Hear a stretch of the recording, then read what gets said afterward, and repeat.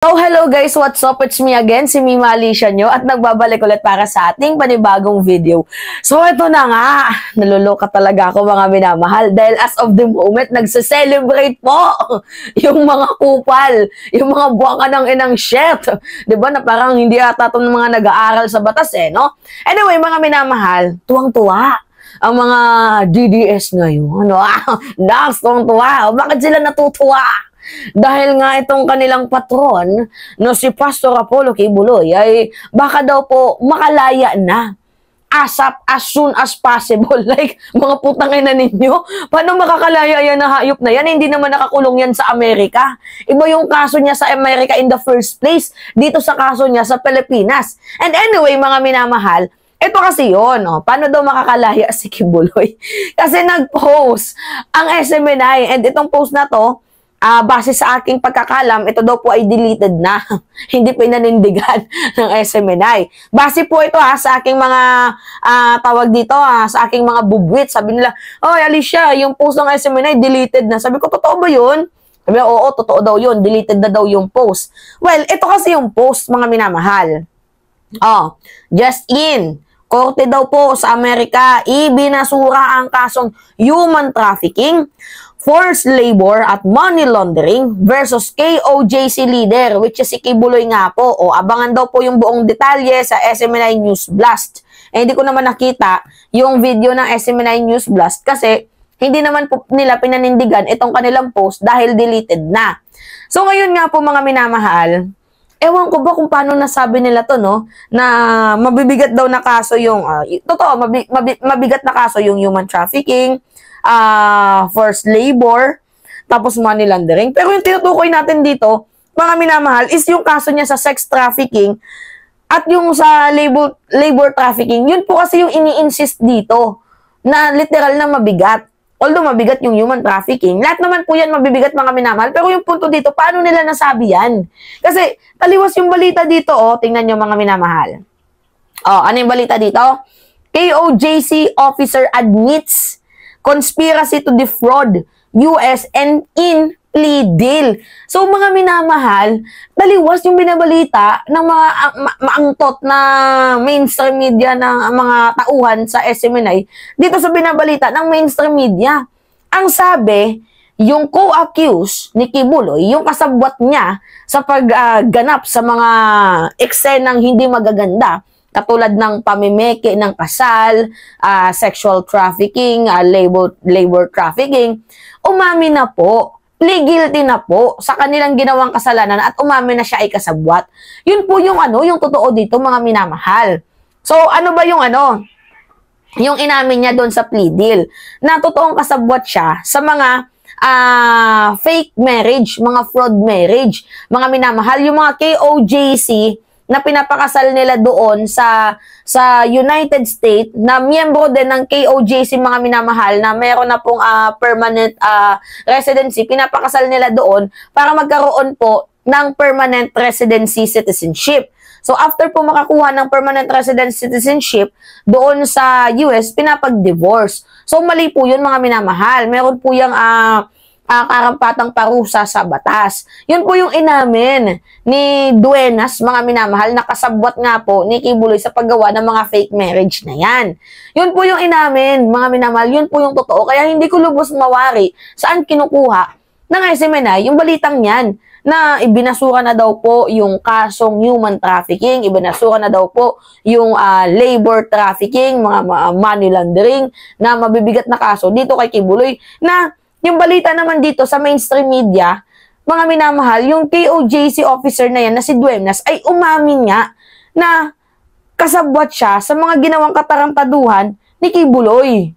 Ano yun? Tapos ngayon, sinundutan pa ng isang mangmang. Sino yung sumundot? Etong si Jason Sa. Sabi ni Jason Sa, hayaan na daw natin sila.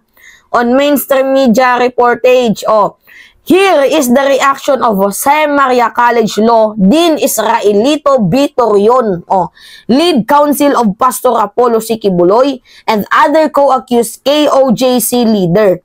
Sabi niya dito, silent na lang po muna. Silent na lang po tayo muna. Basta ang importante na dismiss ng mga seryoso, masyado o mabibigat na kaso sa ibang bansa. Partida sa bansa ng United States of America kasi doon siya mga minamahal nangupal. Pero ang ibinabalita nila ay yung pinakamagaang kaso na nag-plea lang para wala ng hassle at makalabas kaagad. Pero iba pa rin ang galing ng pag-report nila. Sa tingin nyo mga minamahal, yung sex trafficking at yung labor trafficking, magaan ba na kaso yun? Ha? Mga minamahal, magaan ba na kaso yung labor trafficking at sex trafficking na siyang inaminan ni Duenas, nakasabot niya itong si Kibuloy? Ay, kupal. Kaya silent na lang, basta ang mahalaga dismiss at nakalabas na sa kulungan, period. Nakalabas na daw po sa kulungan. Kaya nga itong sinasabi ko mga minamahal, nakalabas na daw po sa kulungan. Sino? Sino yung nakalabas sa kulungan? Kasi pwedeng matukoy dyan si Kibuloy. Nakalabas daw po mga minamahal sa kulungan itong si Kibuloy, sabi ni Jason. Kupal talaga. Mga minamahal, magkakaroon nga ng ng Senate hearing ngayong October 23 sa gender and family relation ni Risa Ontiveros patungkol nga po dito kay Kibuloy. Tapos sasabihin nyo, nakalabas sa kulungan. Baka si Duenas. Siguro, ang nakalabas sa kulungan, hindi mga minamahal, hindi nakalabas sa kulungan si Duenas. Kasi ang mangyayari dito mga minamahal, inamin niya para hindi na magkaroon ng hearing-hearing. At yung inaantay dito is sentensyahan siya kung gaano na lang kahaba yung kanyang pagkakakulong. Kumbaga mayroong 2-level reduction doon. Hindi po yung ano ba naman tong mga kupal na tangina na ito. Kaya hindi sila bagay bigyan ng ng prangkesa. Kasi mga sinungaling Ito si Jason sa 1 million per month. Oo, 1 million per month yan mga minamahal. Ganyan ka fake news yung putang inang yan. Oo, laging nagsasalita doon sa SMNI. Fake news. Talagang tagilid. Hindi man lang marunong bumalanse. Kaya yung yung mga news anchor ng SMNI mga minamahal, wala talaga, tagilid yan. Dahil unang-una, hindi naman yan miyembro ng kabisanan ng broadcaster ng Pilipinas. Diba, ng KBP, hindi miyembro. Tapos, paano sila nakakapag-report ng ganun? Kaya wala sa kanila mga minamahal, yung tinatawag na fair and balance. Hindi nila alam yun. Laging laging mayroong diin sa kanilang kubol. Ganun sila magbalita mga minamahal, hindi nyo makitaan ng pagiging balanse. Kaya sabi ko, hindi na to dapat bigyan ng ng prangkisa. Kasi ganito yung mga tauhan nila, mga sinungaling, mga buwaka ng inang chef, mga walang utak, di ba, mga hindot, mga yawa. Tingnan nyo, basta ang malaga daw, nakalaya na sa kulungan. Hindi naman nakulong si Kibuloy doon sa, sa United States. Kasi nagtatatago dito sa Pilipinas. Di ba, sino yung nakalaya na tinutukoy mo? Jason, tangina talaga nito na Jason, 1 million yung sinusweldo mo per month, pero hindi ka man lang nakapagpaayos ng ngipin mong hayop ka? 1 million per month yung sinusweldo mo, pero bobo ka ba rin, buka ng inang shit ka?